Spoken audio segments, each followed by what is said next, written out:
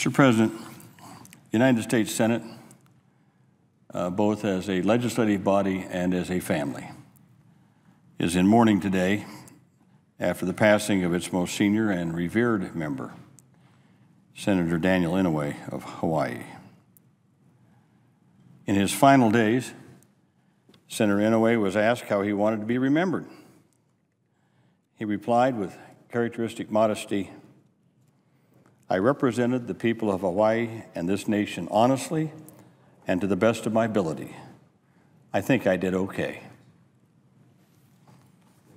With similar understatement, speaking about the extraordinary act of heroism in combat for which he was awarded the Congressional Medal of Honor, he explained that it was, and I quote him, quote, "a case of temporary insanity."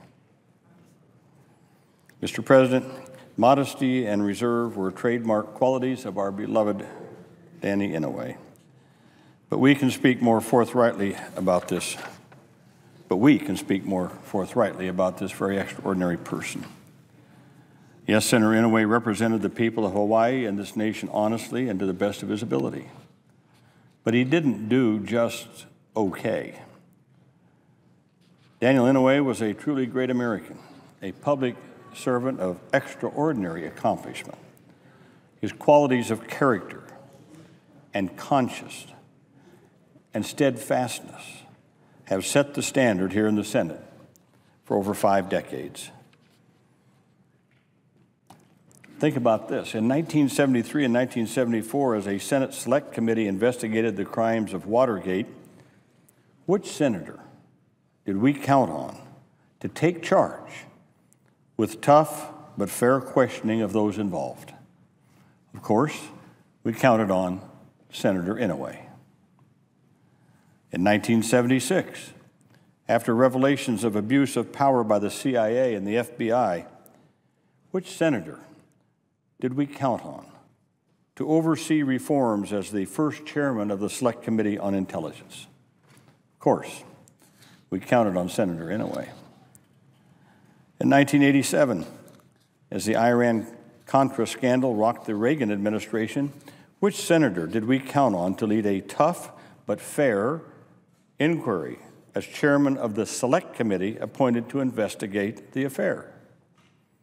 Of course, we counted on Senator Inouye.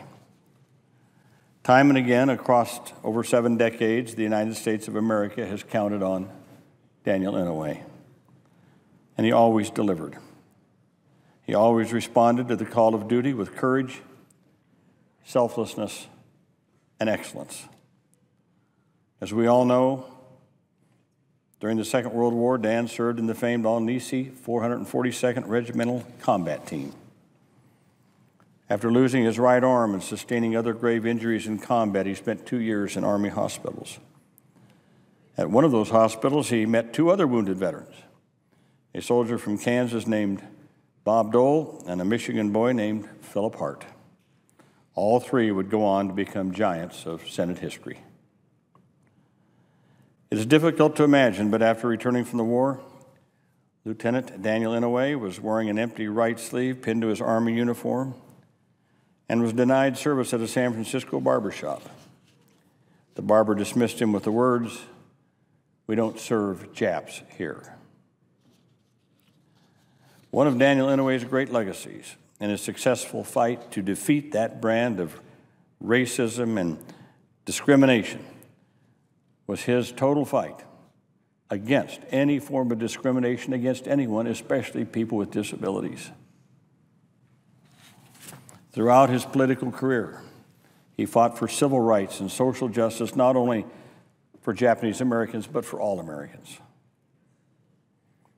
So, Mr. President, I have lost not only a friend of nearly 4 decades, also my chairman on the Committee on Appropriations and its Subcommittee on Defense. Senator Inouye was well known as a stalwart advocate for national defense and for veterans, but he also fought very passionately to advance education, the National Institutes of Health, other programs that are in the jurisdiction of my Appropriations Subcommittee on Labor, Health, Human Services, and Education. I will never forget what Senator Inouye said one time in a meeting in which my bill on health and education, labor, NIH, Center for Disease Control, all of the things that are in that bill came forward. And remember, Senator Inouye, chairman of he was then at that time the chairman of the Defense Appropriations Subcommittee. And he said something I will never forget. He said, Senator Harkin, he said, no, he said, I chair the Defense Appropriations Subcommittee. He said, that's the subcommittee that defends America. He said, Senator Harkin chairs the Subcommittee on Labor and Health and Education and Human Services. That's the subcommittee that defines America.